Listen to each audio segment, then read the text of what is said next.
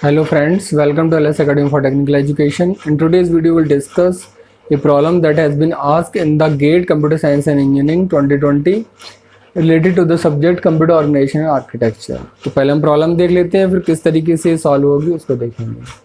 Now first the problem is if there are m input lines, अगर m input lines हैं and n output lines हैं for a decoder के लिए, ठीक है, that is used to uniquely address a byte addressable 1 KB RAM. जिस decoder का use किस लिए किया गया है कि वो 1 KB रैम को एड्रेस कर सके, यानी कि उसकी हेल्प से जो रैम के 1 KB एड्रेसेस हैं उनको डिकोड किया जा सके. डिकोडर का पर्पस क्या है यहाँ पर यूज करने का कि जो 1 KB की रैम है उसके एड्रेसेस को डिकोड किया जा सके.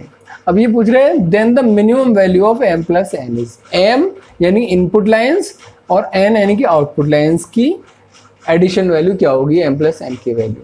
तो जैसा कि हम जानते हैं कि जो हमारा डिकोडर होता है भाई, नंबर ऑफ इनपुट लाइन आपको कितनी दे रखी है m, आउटपुट लाइन कितनी दे रखी है n.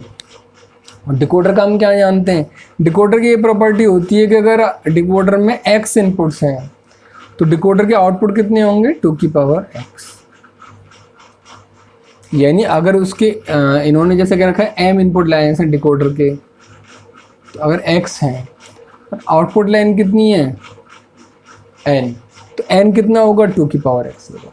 डिकोडर में x इनपुट और 2 की पावर x आउटपुट. यानी ये जो n होता है डिकोडर में, ये क्या होता है, जितनी इनपुट लाइन्स होती हैं उनका 2 की पावर होता है. डिकोडर में क्या होता है, जितनी इनपुट लाइन्स होंगी उसकी 2 की पावर n क्या होती है आउटपुट लाइन. तो n क्या होगा, आउटपुट लाइन्स 2 की पावर m होगी, ठीक है, क्योंकि जनरल डिकोडर का रिप्रेजेंटेशन ये कहता है. अब आते हैं, ये आपका डिकोडर है, ठीक है. अभी हमें नहीं पता कि डिकोडर का साइज क्या है. हमें पता है डिकोडर में एक इनपुट होता है, ये आपका इनपुट लाइन से m, और एक डिकोडर में आउटपुट होता है, ये आउटपुट है. कितनी है अभी हमें नहीं पता क्या साइज है. वो कैसे डिसाइड होगा, वो डिसाइड होगा रैम से. कितनी रैम को डिकोड करना है. रैम का साइज कितना दे रखा है 1 KB. 1 KB का मतलब होता है 1K का मतलब होता है 1024 बाइट रैम.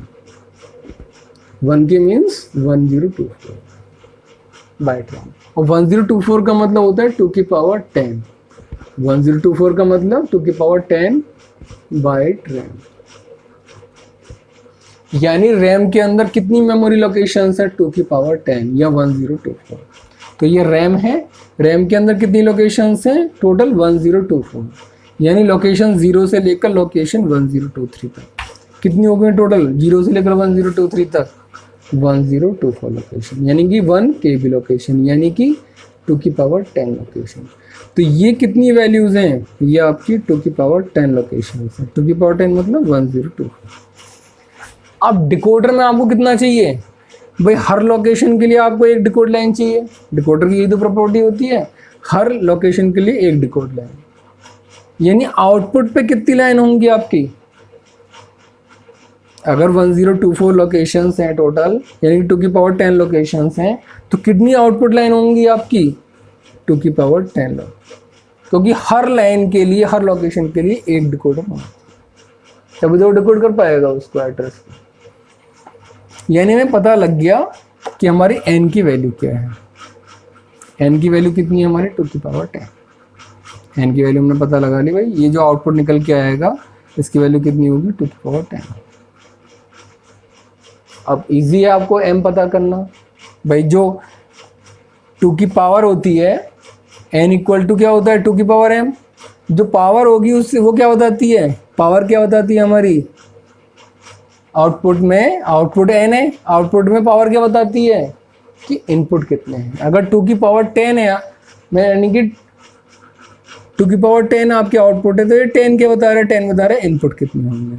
इसका मतलब है इनपुट लाइंस m पे कितनी होगी.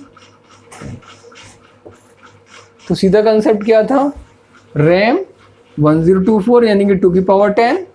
जितनी 2 की पावर 10 होंगी हर लोकेशन के लिए एक आउटपुट लाइन चाहिए. 2 की पावर 10 आउटपुट लाइन्स हो गई, इसका मतलब 10 आपकी इनपुट लाइन्स है. m की वैल्यू 10, n की वैल्यू कितनी आ गई 2 की पावर 10, ये टोटल कितनी है 2 की पावर 10, तो m प्लस n क्या हो गया 10 प्लस 2 की पावर 10, तो कितना हो गया 10 प्लस 2 की पावर 10 मतलब 1024, तो कितना आ गया 1034.